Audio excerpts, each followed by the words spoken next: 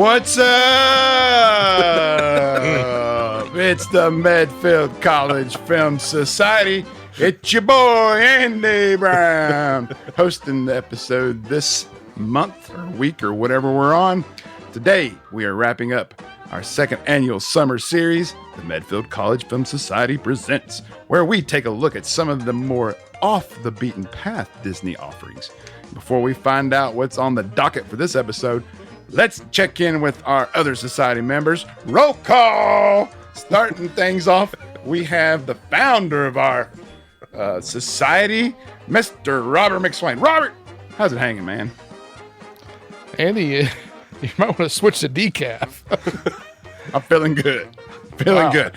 You know, when you eat some tiki tuna, I mean, it stays in your system for a while. Is it still with you? It's all those omega-3 fatty acids. That's right. It makes you feel great. I could, just lift a car right now. So I'm great, thank you. Okay, thank good. you for asking. All right. Awesome. Now, from behind the control desk in the misty mountains of North Carolina, we have Mr. Jeff Crawford. What's up, Jeff?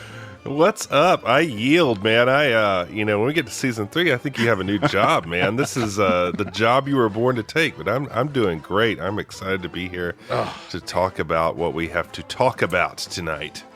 Love to hear it. Love to hear it. Love to hear it. Now, I am Andy Brown, also known as the normal one, as you can tell.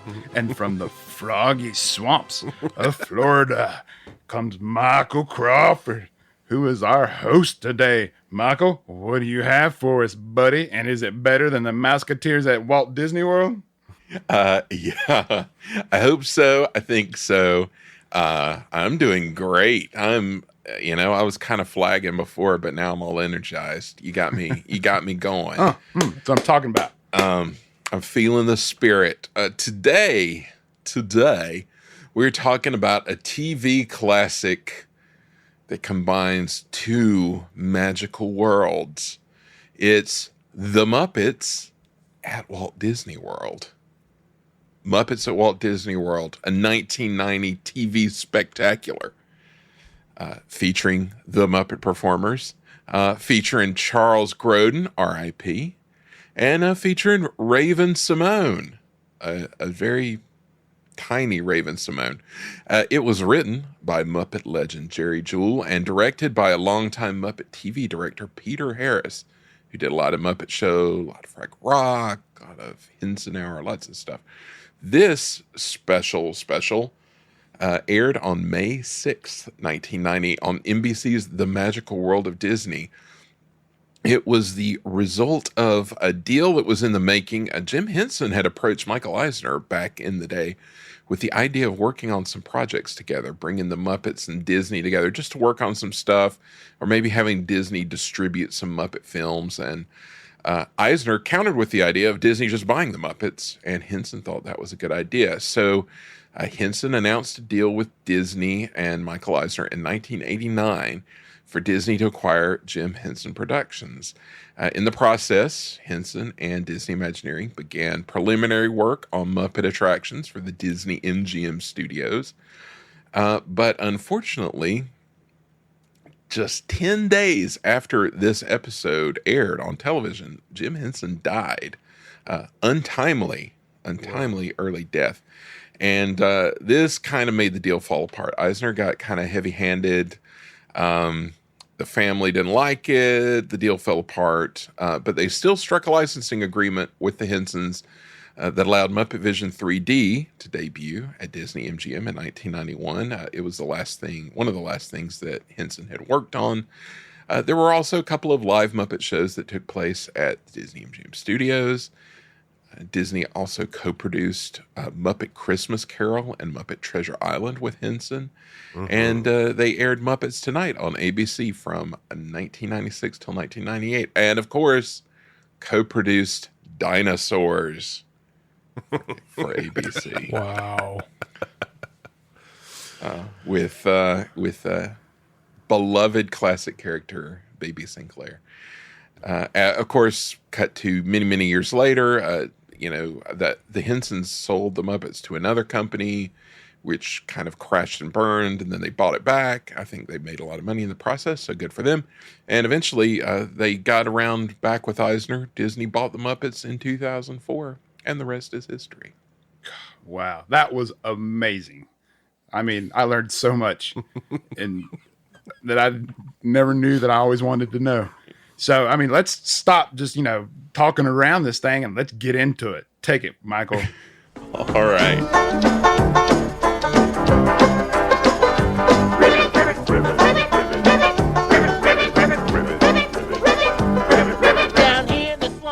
Well. We begin with our standard Michael Eisner opening. He's having tea at the Grand Floridian with Fozzie and his mother. Eisner has a little patter back and forth with the bears for Fozzie kind of clumsily winds up spreading some butter on Eisner's sleeve. A little weird, but okay. Eisner. Not real clumsy either. It seemed pretty... Yeah, kind of deliberate, really. Deliberate, yes. Yeah.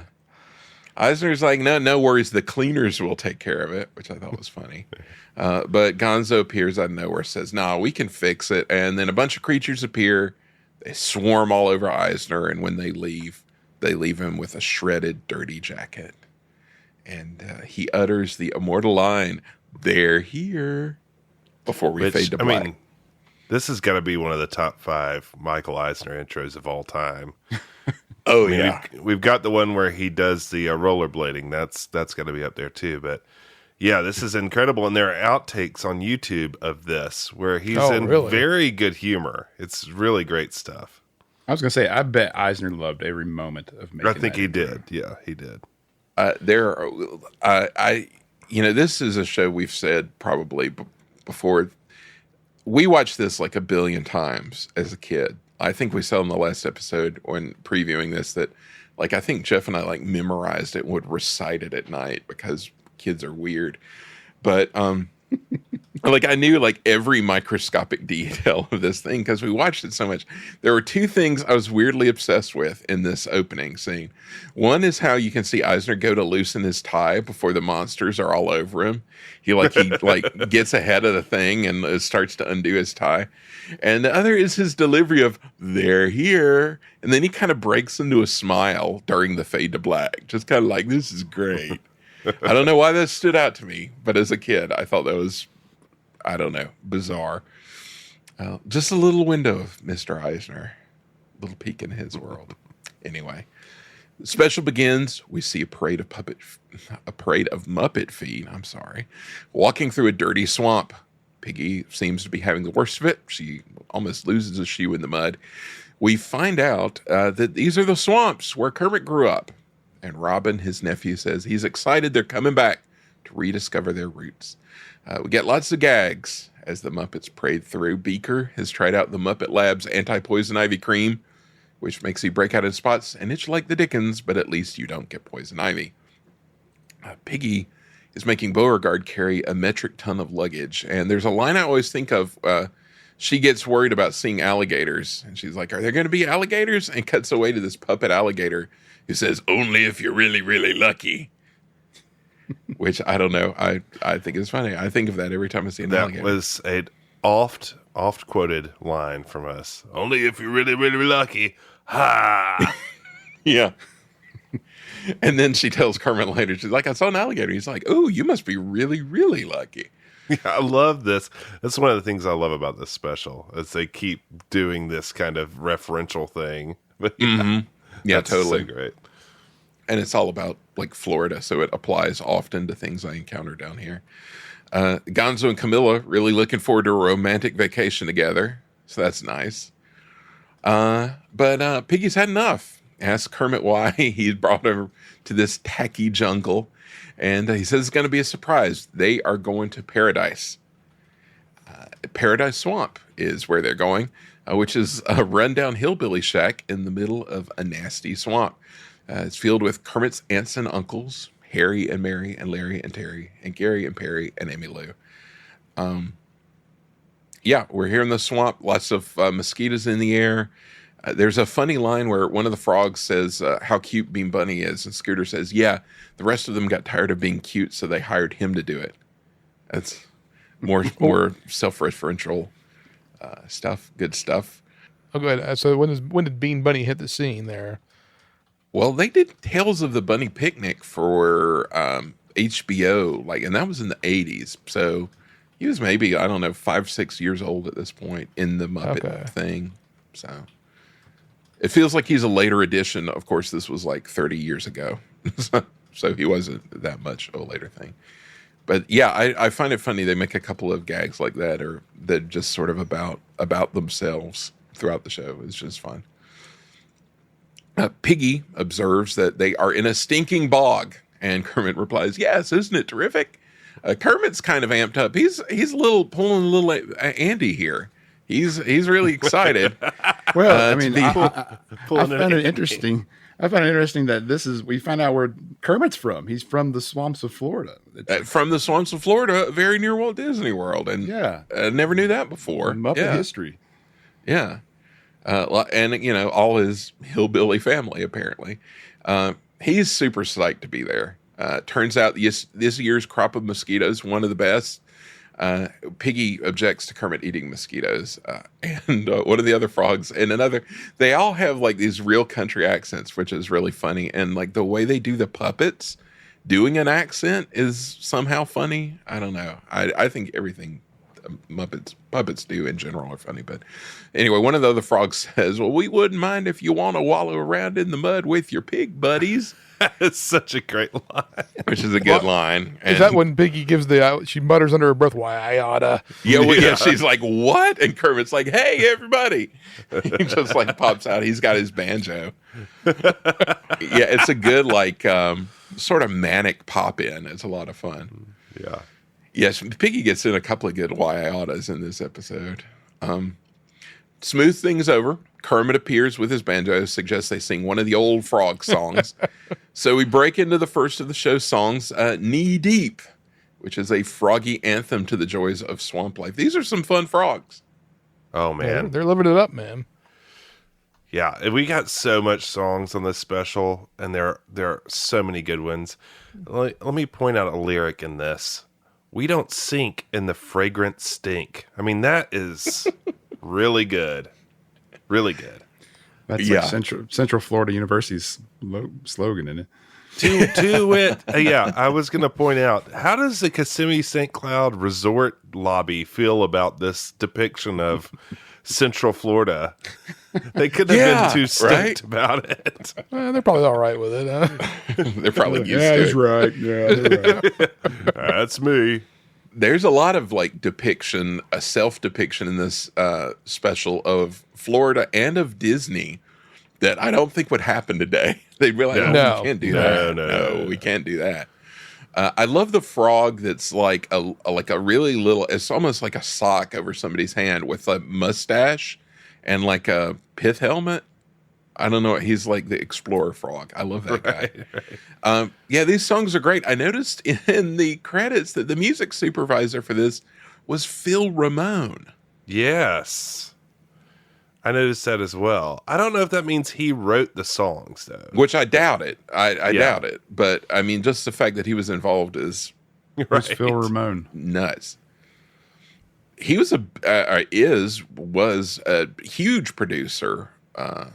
He did Billy Joel and all kinds of all the big artists in the 80s. Work with those guys and the Muppets apparently. Wow. So during the song we kick off a running gag from the episode. A bait bucket falls off the roof onto Beaker's head and gets stuck there. We'll have more on that later. I like at the end the frog suggests Kermit bust out another song, and he breaks into "It's Not That Easy Being Green," but all the other Muppets are like, "Oh no, give it a rest." They're sick of it. Backlash is set in. Yeah. Yeah, he says it's a swamp classic, though. Piggy finally breaks down, asks what the big secret is. Why are they there? Kermit says he's so excited.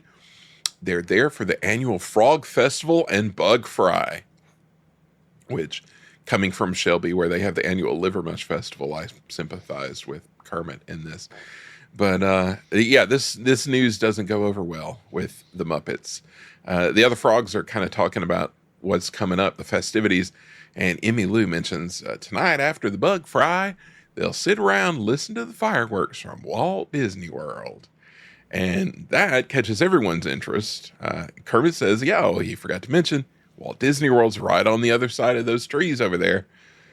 And Disney World sounds better than fried bugs. So all the Muppets bail on Kermit immediately, as you might imagine. Yeah, he tells the frogs he'll be back as soon as possible, and he chases after them. So we cut away to a B-roll montage of the wonders of Walt Disney World. And it's then 3 theme parks. That's right. I want to stop and say, Andy, how's it going so far? I'm on board at this point. I always enjoyed the Muppets, and so I was like, okay. Even though I'm not a musical lover, Andy, the veil has been removed from that. We can move past that now. Yeah, but what I'm saying is, some of these songs I kind of enjoy, but most of them I still don't, even though it is the Muppets. I know, and that probably makes me a terrible person, but I'm just like, okay. To your point, Michael, the B-roll, we got a nice Fountain of Nations shot at Epcot. Yeah. A lot of Fountain of Nations in this special. A lot of lost glories depicted. That's right. Some quality B-roll right here. Of course, it's being 1990. We obviously have to start out at the Disney MGM Studios. Hollywood East. Yeah, and its pristine glory. Good to see. Security guard Quentin Fitzwaller. Oh, great name. Played by the late Charles Grodin. He's on duty there. He's got his big old yellow brick mobile phone. I don't know why. He might have like a radio, but they got him on the phone. He's talking to his boss. We quickly find out he's a screw-up. He's on his last chance. This is, as alluded to earlier, I think portraying their security as an idiot is something that wouldn't make it through PR in a modern-day special. And yet a theme. Yeah, I was going to say it is a tie-in to our other specials. Yeah. Yeah, well, I was going to say, where do we rank Fitzwaller? Fitzwaller, yeah. Yeah, where do we rank him on the list of security I guards would we've put encountered so far? Yeah, I mean, that's a good question. As far as the cast members, I would put him, I am, again, defend Kevin from Kraft Presents till the day I die. I think he does a good job. Coconut Charlie, on the other hand, is killing people. So somewhere between the two of them, I would put him. He is and literally probably less effective, but a better actor than the "we've got 43 acres to swamp out there" guy from Mouseketeers at Disney World. I don't know, that guy. He still resonates with me. I like him. Don't forget. I've heard of a baby mogul, but Yeah. Well, that's the other one I was thinking of. Yeah, because we had a run-in with him. Yeah. John Snyder's jailbait Security. screener guy. Yeah. Oh boy. He's probably at the bottom of my list. yeah. Ineffective at his job and not a good actor. He endangered children. Put them into at least a dangerous situation. The swamp guy knew he had a hold of the situation. Yeah, exactly. And he was off to work. He was all business. Maybe he's the top of the list. Yeah, I guess he is. He's a memorable dude. Fitzwaller, however, not so great. Muppets show up at the gate and ask to just come in. Kermit's left his wallet at home in his backpack, and none of the other Muppets carry cash. Apparently, they usually I guess Kermit has the company card, and they let him do it. Kermit says, I guess this means no Disney World today, but if they hurry, they can make it back to the swamp for the marinating of the bugs. Another good Charles Grodin line read. Oh, man. Yeah, he chews it. The bugs. Yeah, he chews it up. That's world class right there. He is like super weird in this episode, isn't he? Yeah. He's very weird. Well, he's just Charles Grodin. Yeah, I mean, a lot of that's just on brand. Yeah. I always think about him and Dave because it was like around the same time. And he's kind of affable and lovable in Dave. And this, he's like the flunky. But yeah. But he always talks like that. It's really weird. Animal has other ideas. though. He tears open the turnstiles as the Muppets swarm into the park.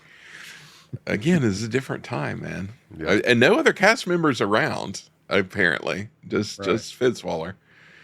He's blowing his whistle and yelling, but the Muppets just kind of trot on in. Each one is talking about what they're eager to see in Disney World. Kermit says they can't go in like that or they'll get into trouble. Fitzwaller grabs him and says, "I'm afraid so, little frog man." We cut to commercial. High drama. After the commercial break, Kermit is trying to explain the situation. It's hard to carry money around without pockets. There's also a nice dumb joke. Kermit says, "I have a credit card, but I left home without it." Which is a fun, silly joke. So we've discussed this before. I think we certainly did it with the 10th anniversary special. But like how and Michael and Jeff, you've witnessed this, but how did they shoot these segments in the park like this? Because there's a lot of like background people staring into the camera. Yeah.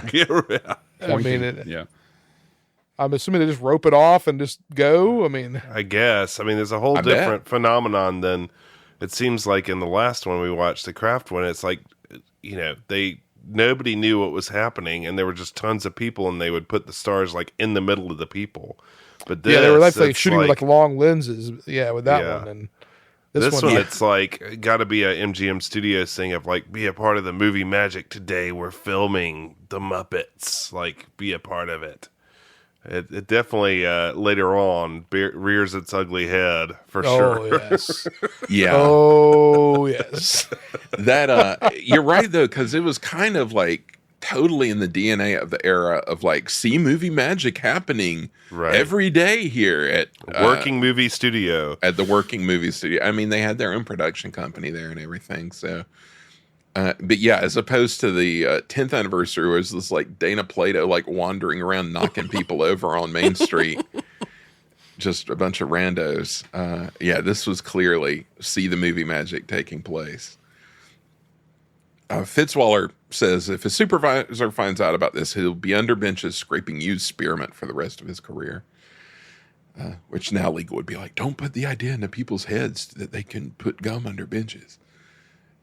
Fitzwaller is, he gets on his phone, calls someone to look after Mr. Kismet. There's a joke here where he says on the phone, he like covers his mouth and says, "They're two green gentlemen." Which I think is a frog racism joke. Frog lives matter. Yeah. They're two green gentlemen. Robin notices Animal wrecking an ice cream cart, right next to them. This was my first laugh out loud moment, and not remembering the cast member trying to stop Animal really cracked me up. So good. Yes. Oh man, that guy earned his paycheck. And again, as with some of the other things, I wonder, is this just a cast member who they've brought into the wondrous world of entertainment? I hope so. Or is this some extra that they actually hired to be this guy? This guy's getting paid to be there. Really make it big. Really make it really big. That's all I gotta say. Really sell it. Yeah. Also, the ice cream cart, not a standard issue Disney ice cream cart. It's just like high school play ice cream cart. Right. Yeah, this guy is something else. The frogs take off to stop Animal, leaving Fitzwaller to panic, even though they're right next to it, and he could just like walk like 5 steps and be there, but that's okay. Next, we get a montage of Muppets goofing around in the parks, which apparently are all connected and right next to each other.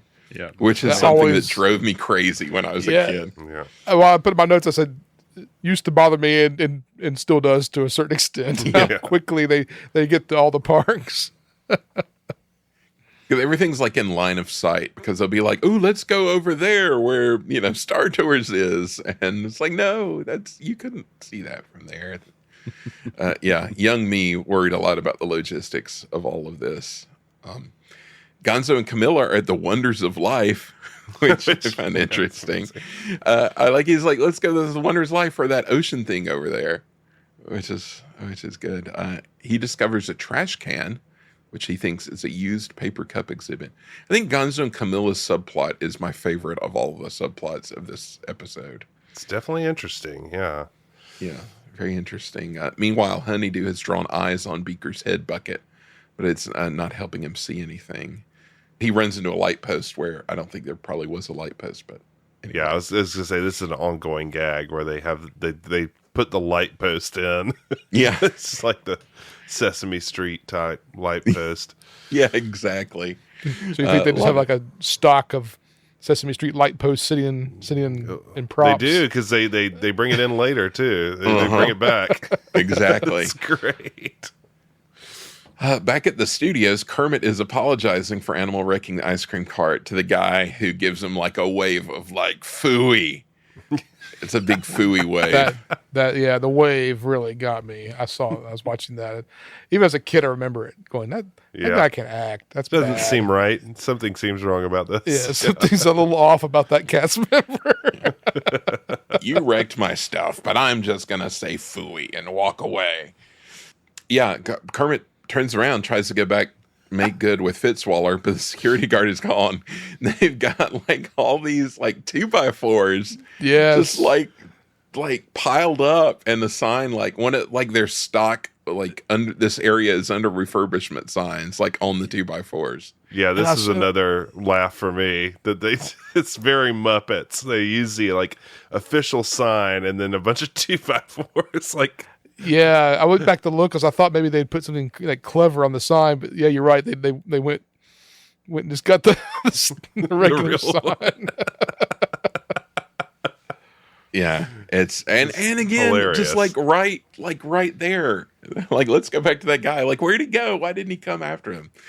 Anyway, Fitzwaller, we find out he's tracking down Rizzo, who's ordering a hot dog at another hilariously makeshift looking cart. This is a hot dog cart. It's got a hand-drawn hot dog sign on construction paper. Done by like a middle school girl. It looks like bubble fun. letters. Yes. Oh, so good. Like on white paper that's been cut out with bubble edges and then put on like black construction paper. So good. Fitzwaller grabs the rat and is giving him the 3rd degree. I wondered how the puppeteering for this. I mean, he must have been like, because he's holding him, but he's still talking. So he must have had like wires down his sleeve or something. I think this is another one of their like, they have a few like remote control. Yeah, they're really getting big into that at that point. Yeah, they had started that with Fraggle Rock. They had done some of that, like so this is one of those, and there's a couple more to come, I think. Pretty fancy miniaturization because he's like well articulated, and I mean he's not like huge; he's just regular size. Rat. Anyway, Rizzo strikes a deal to help Fitzwaller track down the Kismet gang as long as he pays for his hot dog and a bunch of other food, as we find out later. Oh, I was going to say, I liked his line that says, "We don't allow rodents in the park." Yeah. Like, if you talk to your boss. He's like, yeah, you talk to your boss. And I was like, that's good. Like, Mickey is Mickey. Yeah. Spot on. That's You got a great Groden, Michael. it's good Groden. Lots of practice being baffled by his weird, hostile late night show. Remember that? Yes. Yeah. I wonder if that's online bizarre. anywhere. That was so We're gonna weird. get to that. Gotta be. Piggy is looking for the Chinese theater. Unfortunately, she and Beauregard are at Big Thunder in the Magic Kingdom. He says it's probably a long walk to the Chinese theater, which is very true. She says, surely someone will give them a ride. He says, oh, sure, there's a ride right here, and drags her into Big Thunder. Rolf, meanwhile, is walking by the pet care center. He's trying to figure out where to go first. He's like, oh, maybe the pet care center can help me. But he winds up getting nabbed in a butterfly net by the cast member who's working there. He's like, who's your owner? And I like, I have no owner, sir. And the guy's like, yeah. So he nabs him, drags him into the pet care center. He's a stray. This also made me laugh because thinking about them doing like a location scouting thing for the special and be like, oh, we should get this like pet care center at the TTC, like this cinder block, building. We should get this as part of the special. I mean, it's kind of an out of the way place to discover. It's it's like the Magic Kingdom's one out at the TTC where the monorail station is. Okay. Yeah, a really weird, somewhere you don't come across like naturally. Right. Yeah, it would I have wonder to if been. that's even still there, or if they consolidated them all. Well, that's true. They have their like spa now. I don't know. Yeah, because they got rid of the one at Fort Wilderness. Anyway, so we do wind up back on Big Thunder, Beauregard and Piggy on the train. Piggy's freaking out. Yeah, this is Robert. Thoughts?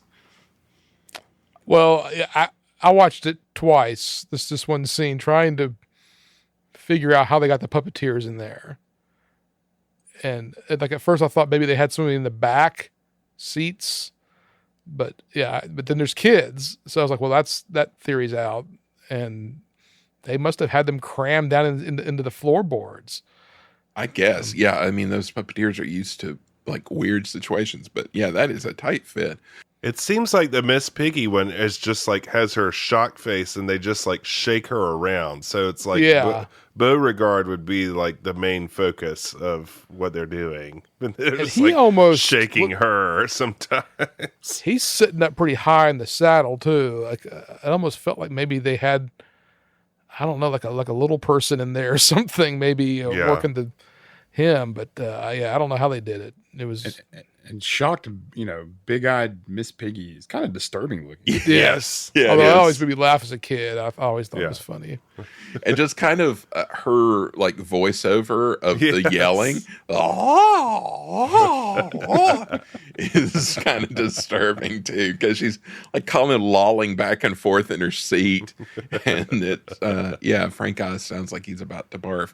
I did read somewhere, and I don't know how accurate this is, that someone else had to do the puppeteering because Frank Oz said he got motion sickness, so he couldn't ride the ride. So I don't know if that's accurate or not, but it's out there. It's some of the scoop. Beauregard is super psyched about the ride. He loves it. Piggy's too stunned afterwards. She's still got the big eyes. Too stunned to object when he starts dragging her towards Star Tours, which apparently is nearby. So they're headed in that direction. Back at the studios, Rizzo has gotten himself some ice cream, tells Fitzwaller, if you want to capture the Muppets, you have to look for the weird and unusual. Fitzwaller gets a call on his phone saying there's a Scandinavian cook and a guy with a bucket on his head in World Showcase, to which Rizzo says bullseye. Which that weird and unusual is he like shakes his head and goes, weird and unusual. It's like a really big deal. And that comes back too. So we get the iconic Svenska's taco scene, which the Swedish chef has set up Svenska's tacos outside the Mexico pavilion. And he's got quite a little setup here, and he does a little song about his tacos in Swedish. This lived very large in Robert and my subculture. It was constantly referred to over and over. I thought we misquoted it though as Hottentotten Yaya salsa, but it was. I think he said something else. Huba Huba Matcha Yaya salsa was his quote. That's true. But were you at camp that year that we put the Swedish chef on the map, or was that somebody else? Probably the camp I was at. Do tell. Well, we were at summer camp, and we were really into like Muppets Take Manhattan, which was not like a new movie. This has got to be me. Because we that was were the doing main movie we would watch. Yeah, we spent the whole summer camp quoting the scene from at the movie theater. Yeah, Lud Zealand. Yeah. Oh, New Zealand. Yeah. Oh, that was me. And impersonating the Swedish chef.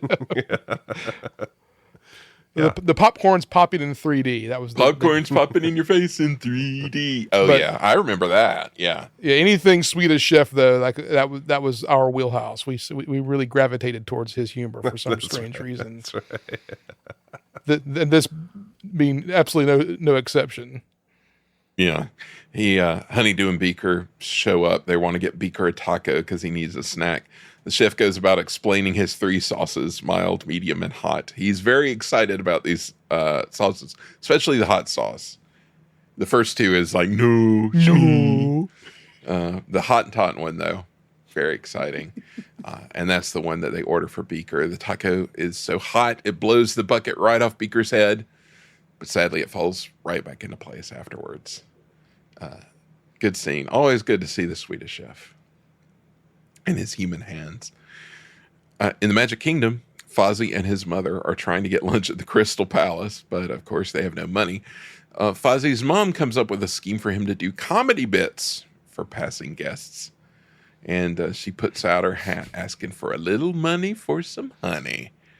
And he's embarrassed. But cut away to Main Street, Statler and Waldorf riding the streetcars. They're reflecting on how nice it is at the Magic Kingdom.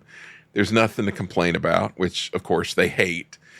So I always thought this was fun. They hate there's nothing to complain about as they start yelling for someone to close this dump down. How would legal feel about that? Yeah, probably not good. Boo, somebody close this dump down. We can't have anyone saying that. Meanwhile, beneath the park, Gonzo and Camilla have taken an unmarked stairway, which legal would not approve of. They're in the Utilidors, which Gonzo thinks is a grungy tunnel exhibit. And get a good Camilla, oh, grungy, which is another one I trotted out a lot. Anytime things were grungy. Kermit and Robin are in the back lot at the studios. Pronounced that they are in the back lot at the studio lot. So this is the back lot, eh? I've heard a lot about it. Kermit's telling Robin about the swamp events that they're missing, including the Scum Skimming Derby, which we'll hear more about later. But we got to go over to World Showcase, where the Electric Mayhem are riding on one of the old omnibuses on the promenade. Yes. R.I.P. Omnibus. So good. Why to did see they go him. away? I think it was just it's too crowded now, and it's like a safety issue. Whatever. Yeah, That kind of went away in the train late at '90s. Fort Bring them Wilderness. back, I say. You got to learn how to get out of the way of a bus, or you're never going to learn anything. It's a life lesson for sure. There's a really funny line, and I love that they're really on top of the bus and they're really driving around. Dr. Teeth has an idea, though. He says, what do rock musicians want to do more than anything in the world? And Animal says, I know. And Dr. Teeth says, besides that. That one made me laugh. Yeah. I like that one. That was a little iffy for a Disney crowd, I thought. I was like, this is why we needed the Muppets to be in Disney, because they bring it. But he says, no, not that. He has realized they can live out the ultimate rock dream, a world tour. Just by visiting all the countries of World Showcase, they can do a whole world tour in one day. So get a country hopping musical number, rocking all around the world. We got the band and various. Yeah, don't forget that. Be yeah. home in time Home for time for dinner. Yeah, they're like, if I had just done like all the lines that we constantly repeated from this episode, it would have been like Specifically nonstop. remember that one getting trotted out by Michael a lot. As a child, this is yeah. my childhood. You home in time for dinner. And I'd always give a quiet nod of approval. Yes, that's solid. Little daps of respect. We get the band in various international costumes in the different pavilions. They've got a big crowd going. This song is kind of a banger. Oh, yeah. Love this song. I love all their little foreign outfits. Get Janice in her little kimono out front of the Japan pavilion.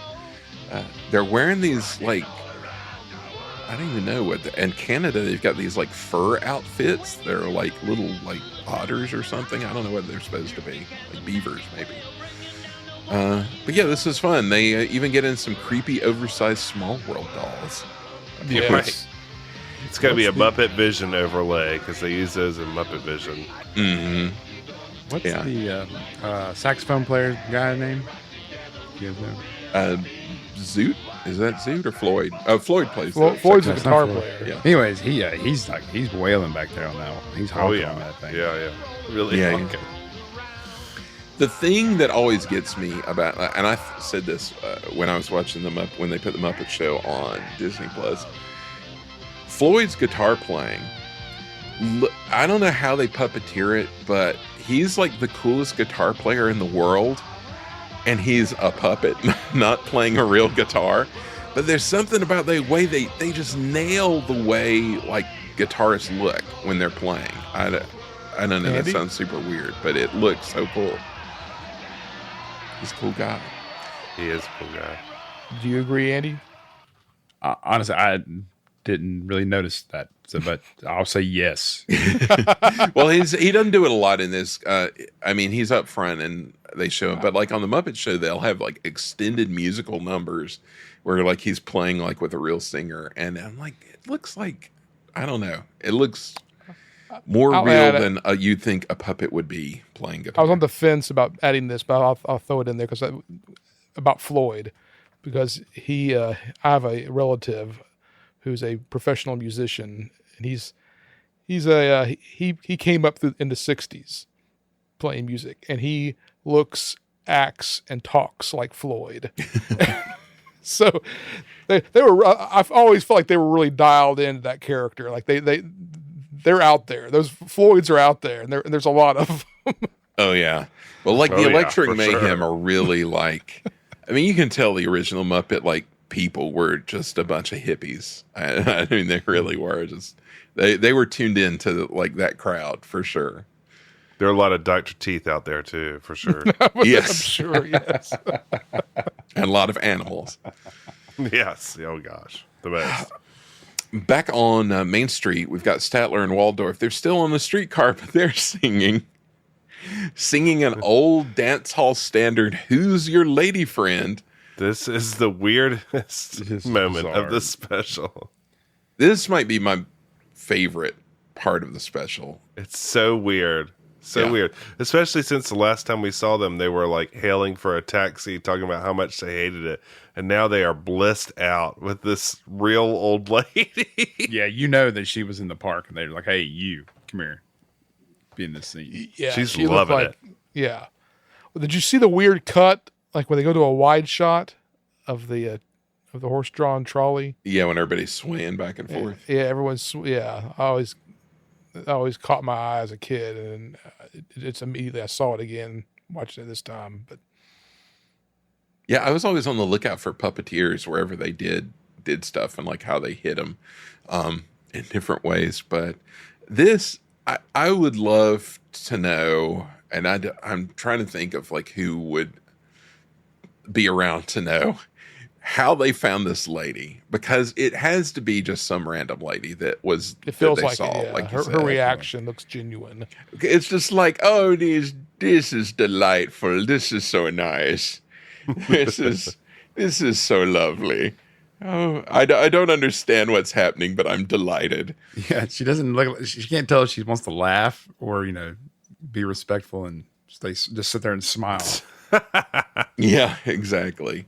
I love the line where it isn't the girl I saw you with at Epcot. Who's your lady friend? Yes. Good stuff. And I mean, that is an actual like old song. Very weird. Very weird. But outside Star Tours, Fitzwaller and Rizzo have recruited a strike force to capture the Muppets. Unfortunately for him, he's picked the Seven Dwarves. And Rizzo says, "Your people are starting to remind me of my people," which is fun. A little cross culture. We got people cutting up outside of Star Tours. Everybody's kind of convening. Honeydew has put a wig on Beaker's bucket that makes him look suave and sophisticated. And of course, inside Star Tours, Beauregard and Piggy are riding, and she is again having a rough time, bobbing back and forth. So I will add that the Muppets understood that if you're doing a park special, that you should show the park. Yes, Which, because they show the park. I mean, they really are diving deep into the park here, all the parks. yeah, which I it's always a big appreciated. difference from like Watching the tennis ball machine. yeah, exactly. Over They're and singing over about again. bad parenting by the pool. And lots of Fort Wilderness. Yeah, showing the parks. It is a bit, and like showing like on ride footage. So yeah, it's good stuff. Piggy's 2 days afterwards still to object when Beauregard, he's still excited, wants to drag her off to another ride. But meanwhile, Kermit and Robin have somehow found their way to the Grand Floridian monorail station, which they think might lead them to the Magic Kingdom. A place of great status, no Yeah, I question. thought this is, yes, that's right. I thought this was really funny to the location scouting point before. Like, yeah, let's get in a little of this monorail platform. Would be a good place to shoot a little monorail scene. Real quick. By the fire exit stairway. Right. And it's good stuff. Yeah. Kermit's still like wistfully thinking about what they're missing in the swamp, even though Gary usually cheats at the skimming derby because he's a scum skimmer, which is a line I think of frequently. Fitzwaller and the dwarfs show up, coming up the exit stairway, and Kermit hides behind a potted plant. And so they miss him. But somehow Kermit misses that Robin gets on the monorail for some reason and is being carried away sort of tragically on the monorail. Love that shot. Yeah. Uncle Kermit. Things are not going well. Not going well either for Fozzie because he's in Frontierland and his still doing his comedy act, but it is bombing. It's bombing rough. And it gets worse for him. Statler and Waldorf show up and start taunting him. Apparently they have left their lady friend behind. So it's not going well for him. But in the pet care center, Ralph is having a great time. He's got a bunch of Muppet dogs. And they are singing I'm Dogging It. Even Sprocket from Fraggle Rock is there. It's very exciting. Right. We got all kinds of dogs. We got dogs playing poker. We got gangster dogs playing pool. We got much more. Any thoughts on this number? I thought it was funny that, it's clearly a set. And, yeah, it's if it was the dog care center, it would be a very nice pick. It's like wooden paneling and plush. It felt very, very Muppet set-like. Yeah. And I put in my notes that some filler time to get them out of the parks to fill some gaps in the special here. Yeah, there's some fun dog puppets in this. I like the little white one. The white one in his lap as he's playing piano is so good. I know a dog that actually looks like that in real life. It's good stuff. So we cut to more piggy torture on the teacups, talking about how they covered up puppeteers. I was always interested in this because they had blacked out the teacup like doorway into the teacups. Like under the door, there's a gap where you would usually see their feet, but they had just kind of blacked it out. I don't know why that always drew my eye. But yeah, just a clip of Piggy screaming on the teacups. Envy their the puppeteers in this one. Goodness, no, awful. Yeah, like squeezed down on the floor and the teacup can't see where you're going. Like it's just. Ooh, yeah, that would be icky. Yeah, for real. Kermit, meanwhile, he's out in front of the Cinderella castle. He's lamenting his woes. He'd been dreaming of this day for years. All his plans are falling apart. His world is in ruin. He's missing all his friends. He's missing the Frog Festival. Everything is awful. And then Raven Simone appears, and she's kind of listening to his airing of grievances. This marks the part of the special known as the part Jeff and I always fast forwarded through. I was gonna say my only memory of this is just fast forwarding past it and watching them walk in like fast motion. Yes, like, every time. Never watched it. Never. There were a couple of lines that they had in this that I didn't remember at all because we always fast forwarded through it. So I was like, oh, I don't remember that at all. Because, like you said, because it's just like one sort of like dolly shot of them walking like down the path. And I just envisioned them walking in fast speed because that's all we ever did. I was, on my notes, I'd forgotten that she was in this, like, because I must have been fast forwarding it too.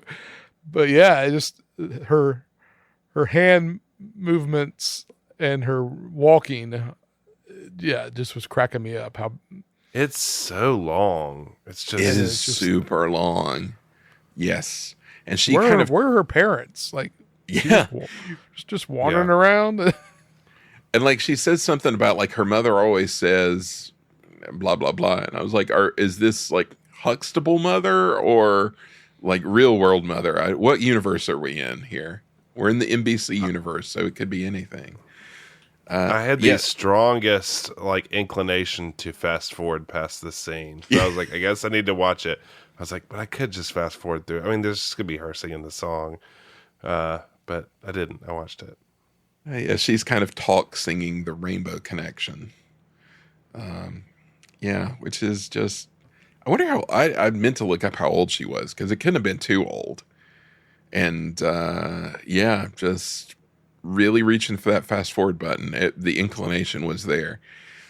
But it seems to cheer Kermit up. Although he has some funny observations throughout the thing. He's like, I can't believe this is happening. Right. This is so weird. He cheers up, though, says he's going to round up his friends, head back for the Frog Festival. Kermit bounces back fast. I do love that Fitzwaller shows up in the end. And they always do the, like, cut away to a long shot of, like, Fitzwaller loudly approaching and then cut back to whatever the characters are. And then they're like, oh, better get out of here. And Kermit's like, I better hop out of here. And he does this, like, little frog hop, which is kind of funny. He's like, whoop. So, back to the studios again. Fitzwaller and Rizzo, they're looking for Muppets, but Fitzwaller's so clueless he doesn't even pick up. One of the pigs and space pigs appears and asks where he can find a macho t-shirt with cute little mice on it. Piggy proclaims that she's done with thrill rides. They are going to go straight to the Chinese theater. She's going to put the hurt on Beauregard. And again, the Sesame Street lamppost shows up. Right. And she karate chops it and breaks it in half. Messing up the property, man. I know. I like that she says, all right, turkey. That was a good line. And and Rizzo before says, strange and bizarre. Yeah, with the head shake. You gotta have the head shake. It's like really funny to me that there were different lines with the same delivery. But yeah, exactly. And I always wondered if that was on purpose or just... It had to have been on purpose. It's just kind of a weird, like, callback, but different. We get a weird cutaway here on Main Street in front of the hat shop where Snow White's posing with some people. Then Animal shows up and gives chase to her, and she gives, like, this made me think of Cinderella in the Coconut Charlie special. You mean Andy's Cinderella? Yes. Yeah, Andy's Cinderella. No. She gives, like, the Snow White, like, hands up in the air, like, panic response, and then silently runs away. It's great. It's so great. Her reaction cracks me up, and then her through the end, all great. Yeah, plus. That comes out of nowhere. You're just out watching of nowhere. Then all of a sudden, animals chasing skirts, and it's like... It feels like it's... I mean, it feels like it was like supposed to have been like a subplot through the whole episode, except it only happens at the end. Yeah. It was like this could have been playing out throughout the whole thing, but for me, it was welcomed. I was like, oh, this is great. I like this. It was a recurring bit that appears at the end. Just her reaction, always makes me crack up because it's just silent panic and delight at the same time. Yeah. Exactly. Pleasant panic. Yeah. That's a good way to put it. Yeah. We back at the studio, Fitzwaller and the dwarves are like doing a dragnet down Hollywood Boulevard looking for Muppets. I guess like the crowd was gathered for the parade, I'm guessing. Yeah. They had to have been, yeah. Because they've got like banks of people on both sides. And Kermit's like hiding with the people and gets one of the dwarves to go the other way. And yeah, this really reeked of, hey, we've got a special entertainment for you folks before the parade. That's right. Here's Charles Grodin. Yeah. And this was a great, when Kermit was in the crowd and he's like, they went that way. Like everybody uniformly like pointed after Kermit. So it's like, when he points, you point the same way, and they all like slack face, just staring straight ahead, and then they just point like drones. It's really great. And a lot more of that coming too. Oh yes. Kermit finally finds Fozzie because Kermit's going off to find everybody. He finds Fozzie first. Fozzie's comedy act is still bombing. And Kermit clues him into the fact he's been playing to the wrong audience. They're right across the way from Country Bear Jamboree. Obviously a better crowd for his jokes. Turns out Kermit's right. A collection of costume Disney bears appear to throw money at him, even though there are only 2 of them are actually country bears. You also got Brer Bear. And then you've got Bongo from the very obscure 1940s film Fun and Fancy Free and his girlfriend. But I just wanted to point out the mullet family that's listening to Fozzie as he's bombing. Oh, that man. quick shot of like everybody in the entire family has a mullet. And I mean, it's like a split-second shot. And I think I rewound it just to see that shot again. Because there's a lot So of good. bad like reaction shots to Fozzie.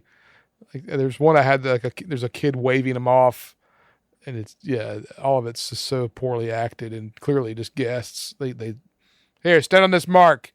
All right, now look annoyed. All right, great. Now walk away. Perfect. It is funny because they're all shot. They're like never in the same shot. So it's like Fozzie and then cuts away to like a reverse shot of like his point of view of just random people in a void.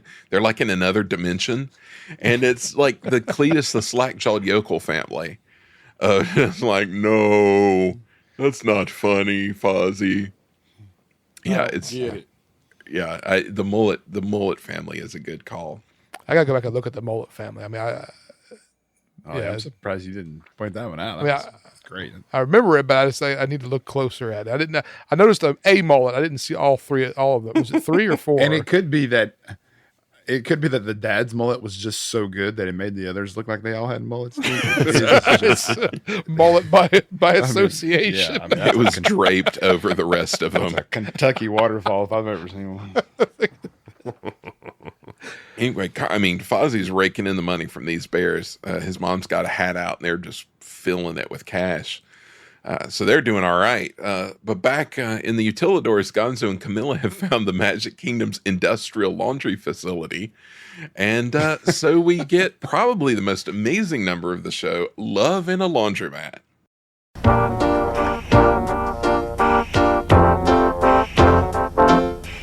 Love in a laundromat, who would have thought of that? Tumbling together in some fancy machine. I can't deny it was love at first cycle. You set me spinning, if you know what I mean.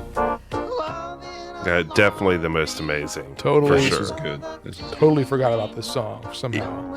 I mean, it's basically a makeout song filmed in the actual Disney laundry facilities. Just how this comes about in the production process.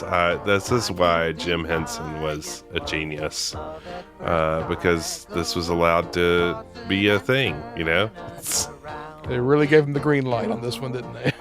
That's right. I know. And, again, things that would never happen today. I love this shot when they just show, and I mean, it is the real industrial laundry with just like all the old ladies like working the machines. Yes. Yes. Oh, Gladys, I was on the TV today. They They brought the Muppets in today. That was nice. That was nice. They're nice people. Yeah, this is super, super weird, but I love it. On the way to the Chinese theater, Beauregard, even though they're within sight of the Chinese theater, Beauregard still manages to rope Piggy into heading into the Indiana Jones stunt show. And so everybody is kind of convening there. Kermit and Fozzie notice Animal chasing Snow White into the theater, so they follow. The Electric Mayhem notice Kermit going in, so they head in after them. Dr. Keith's. I was going to say the guy with the dreadlocks said, I saw a frog headed into the Indiana Jones place. Line really cracked me. Yes. That was a solid read.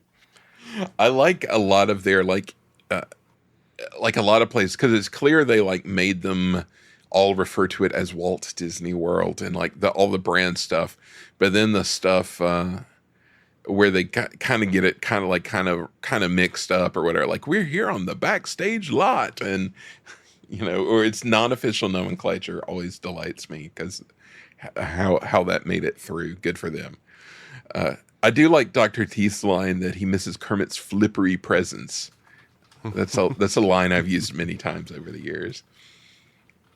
So everybody heads in to Indiana Jones. Inside the Sun Show, Piggy gets recruited as a sturdy peasant woman to be in the show. Kermit gets picked, too, as a real Tom Selleck type. Yeah, that was nice. And a Yeah, little, good stuff. little Easter egg there, too. Exactly. Yeah. I kind of love this. This had to, again, be a cast member, this like recruiter guy, because he had the showbiz turned up to 11. You're doing the recruiting. The Indy show starts up, got Kermit and Piggy as Indy and Marion.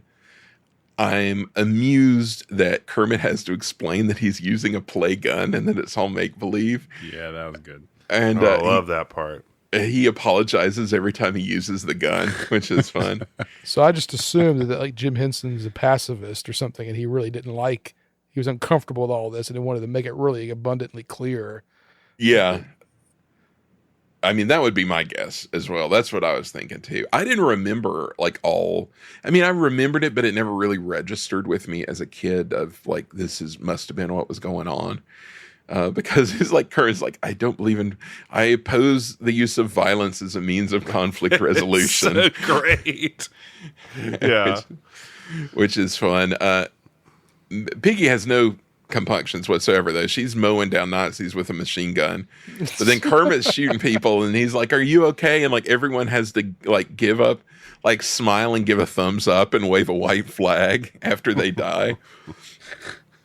My favorite line, Kermit's best line, is, "Miss Piggy, how are we going to explain this to Big Bird?" I love it. Yeah. That was good. Just as she's like mowing people down left and right. Good stuff. In the end, Piggy punches out the big Nazi guy who was always in the show, and then Animal blows up the stage.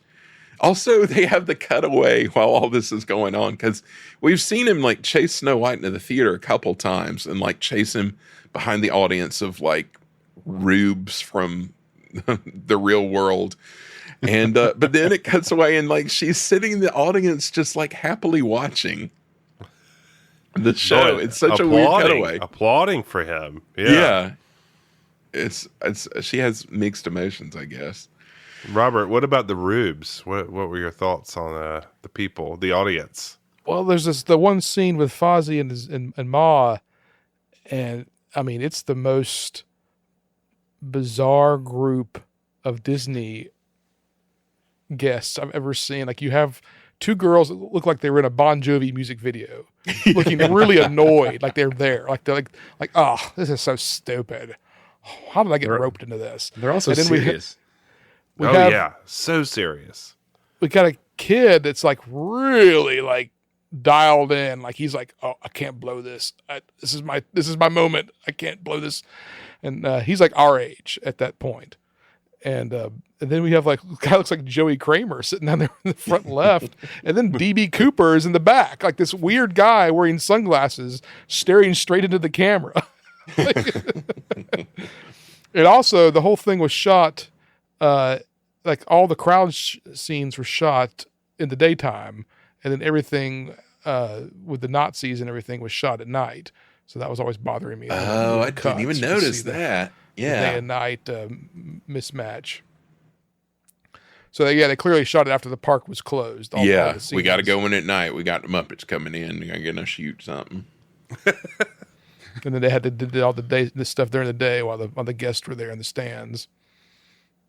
We're going to have you react to something. Now we're going to tell you what you're reacting to.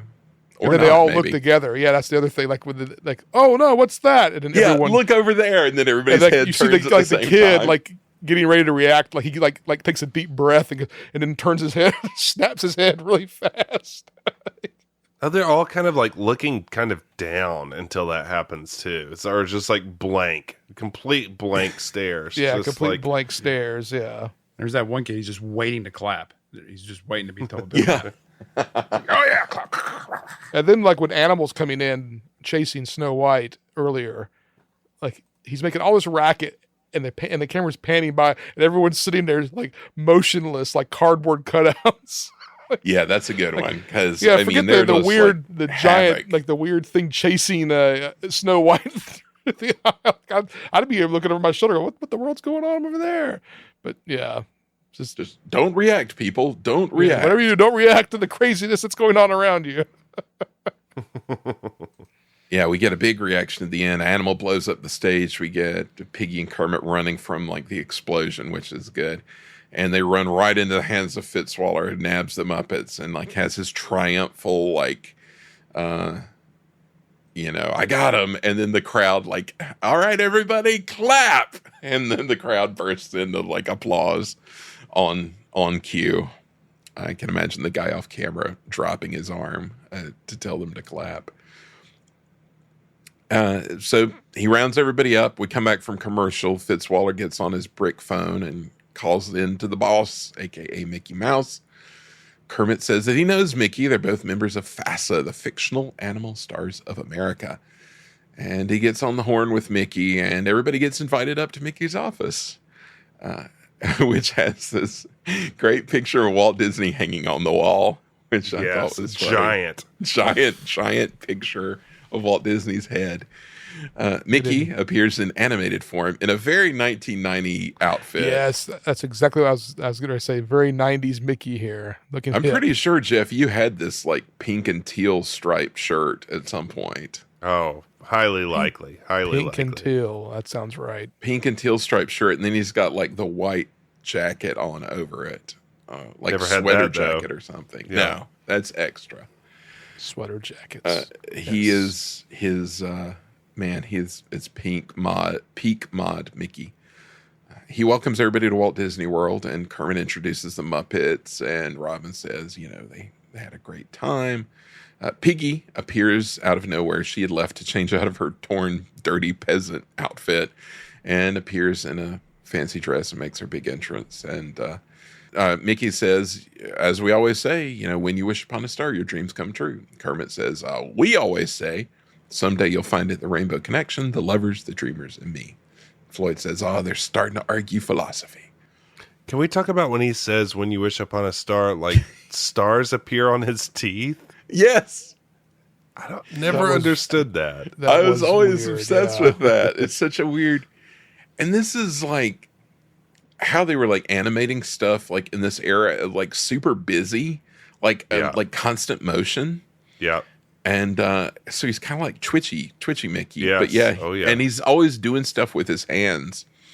Like he says, he invites them to go to the Chinese theater and put their names and like footprints in the pavement. And he does this thing with his hand where it's like his fingers are walking on his desk. It's kind of odd. But yeah, the star things on his teeth was always really weird. Very odd. All of it very odd. Yeah, so he welcomes Kermit and the gang to the family. Apparently it's official. Seems pretty official. Yeah. And we get a final musical number as we see them putting their handprints in the cement. Everybody in their own little special way, putting in their little signature.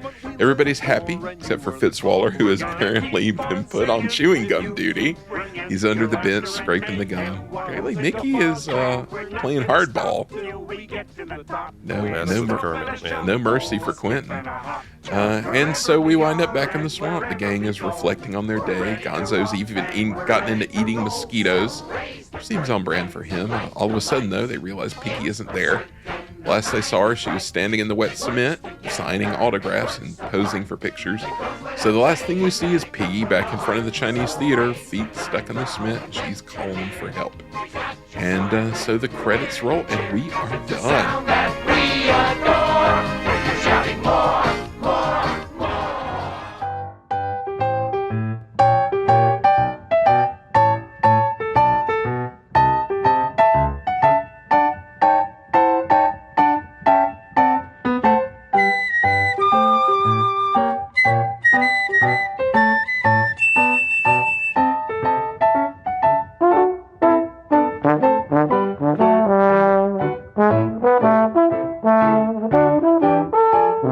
Wow. I mean, I'm just lost for words because that was just one heck of a deep dive into one of the greatest TV specials of all time. Whew. Well, I guess that, guys, that makes me sad because I think that wraps up our last summer special. I mean, you guys got any final thoughts? Summer specials are exhausting. I mean, they're a lot more work almost than the seasons. I personally enjoyed rewatching this because it was like total sensory recall of literally everything. Stuff I hadn't thought about in so long, but like it all came flooding back, except for the part that I always fast forwarded through. So this one and the 35th anniversary, like were the ones, and I didn't know until just now. You were talking about when they aired, like they aired like what, with like 3 or 4 months of each other. Yeah, this was like the golden era of like TV. Like for a brief couple of years, when they were on NBC, they had like really high quality specials that would actually, I mean, had production value and would show the parks and stuff. So yeah, it was a golden time for sure. Seeing all those mulleted people watching Fozzie just made me think, empty pathways, just like a couple of people. Just It's a different time. It's a lost time in Walt Disney World. So it was fun to go back to that resort, even in a TV special. And yeah, everything's so pristine and like, uncluttered visually and everything. That's really where the three of us, certainly Jeff and I, like we're like cutting our teeth on this stuff, like in that era, like from 80, 88, 89 through 2000. We were, the three of us seemed like we were always down there together. One way or another, yeah. Lots of good Communicore footage in the Communicore exteriors. So that was fun. But yeah, I don't know. I really enjoyed revisiting this, and they pack a lot in. It was only an hour long, and there's a ton of stuff in it. Yeah. That's right. And like you said, this is one of the last things that Jim Henson would work on. So that's always special to have him there. Jim Henson Kermit will never be equaled or surpassed. No. Well, and Jerry Jewell, who wrote the thing, wrote all the movies that are like the legendary movies and all the like specials that are legendary specials. Like he was like the voice of the Muppets. Like he was the man. And so like the combination of him and Henson and like all the other guys, it was still the original people. And yeah, man, you can't beat it. It's good stuff. Well, now that we've completed our summer series, we're getting ready to go into our next full season of episodes. This will be season 3. Is that right? Yeah. It's hard to believe, isn't it? Hard to believe. So the next time we'll be leading things off with a preview of what's to come. Robert, you want to give us any hints? So we have our big preview episode coming up. Last year we did some dramatic readings. This year we're going to play a little game show, I think. Now you guys know what movies are coming, but you don't know which movies I'm going to pick for our preview. So I'm going to pick 3, and I'm going to tease you with scenes and see if you can pick out which movie it is.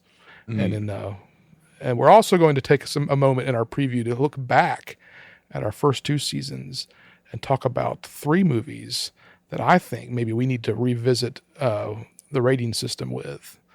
So it's going to be a big fun episode coming up.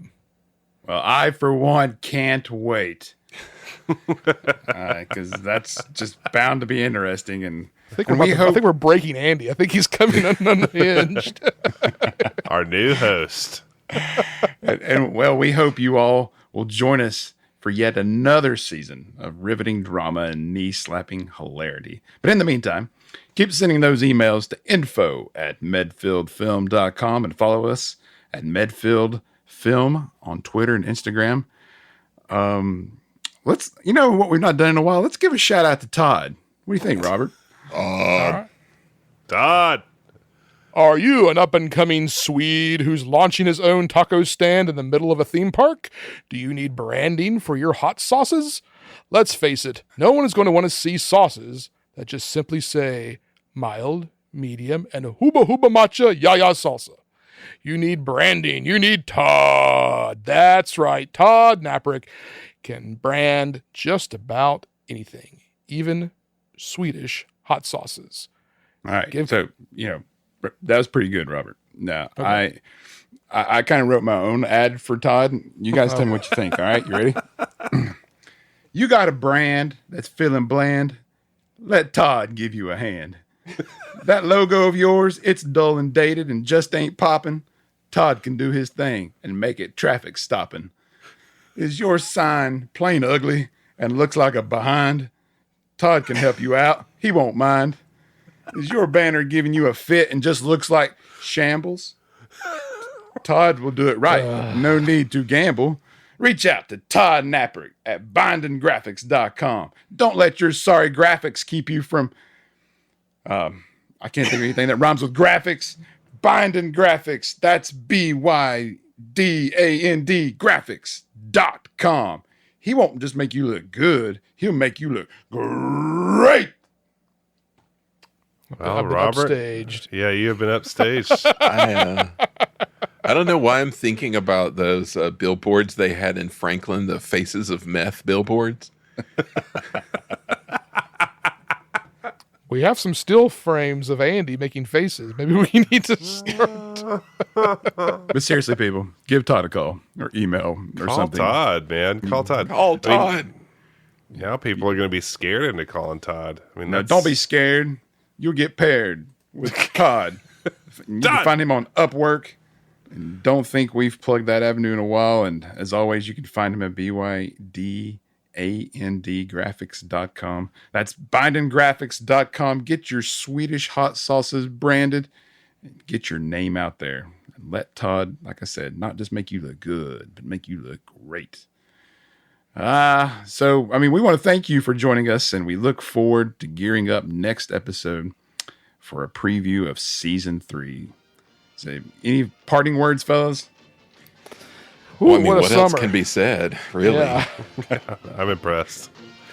All right. Bravo. Well, so from all of us to all of you, thanks for listening, and we'll see you next time. Andy, out! Proud are we of mighty Redfield, alma mater dear. All your sons and daughters hail to thee, Redfield College of Technology. And while we hold your banner high, rock, rock, we shout your praises to the sky, rock, rock. For proud are we of mighty Redfield, loyally we cheer. Redfield, Redfield,